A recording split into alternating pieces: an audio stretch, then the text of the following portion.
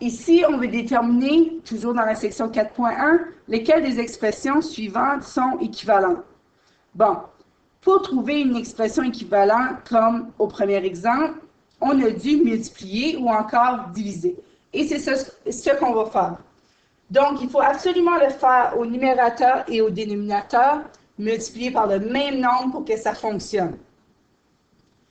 Dans le premier cas, par exemple, si je multiplie par moins 2, parce que de 9, je veux me rendre à moins 18, je multiplie par moins 2, et je multiplie par moins 2 ici. Donc, ça fait effectivement moins 18.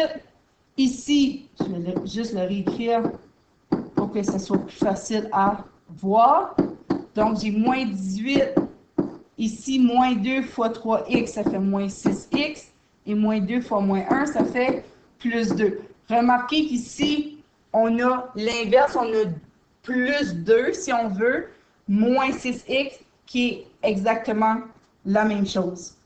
Donc, ici, on ne vous demande pas de trouver les valeurs non permises, mais pratiquez-vous quand même à faire l'exercice. Donc, mon dénominateur, qui est 2 moins 6x, ne peut pas être égal à 0. Donc, 2, mon 6x, je l'envoie de l'autre côté, qui n'est pas égal à 6x. Je divise par 6, je divise par 6. X n'est pas égal à 2 sixièmes. 2 sixièmes, c'est la même chose qu'un tiers. Donc, ça, ce serait notre valeur non permise. Au deuxième exemple, si vous remarquez, on va commencer par la valeur non permise. Bon, c'est 0, x. Mais si on fait une valeur non permise, x égale à 0, c'est la valeur qu'on ne peut pas donner à x.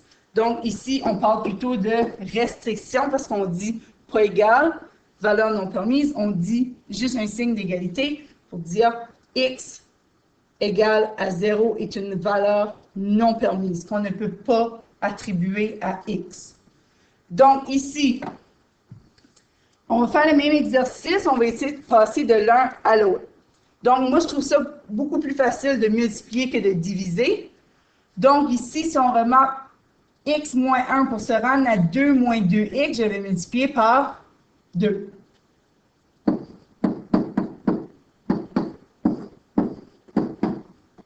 Donc, ça fait 2x moins 2 ici. Donc, ici, fois 2, 4x. En fait, j'ai multiplié par 2, j'aurais dû multiplier par moins 2 parce que mes nombres étaient inversés. Mais si je regarde au dénominateur, pour passer de 2x à 4x, j'ai dû multiplier par 2. Donc, je l'ai fait en haut et je l'ai fait en bas parce qu'il faut absolument que je multiplie par la même chose en haut et en bas. Et on voit effectivement que ce n'est pas la même chose. Donc, elles ne sont pas équivalentes dans ce cas ici.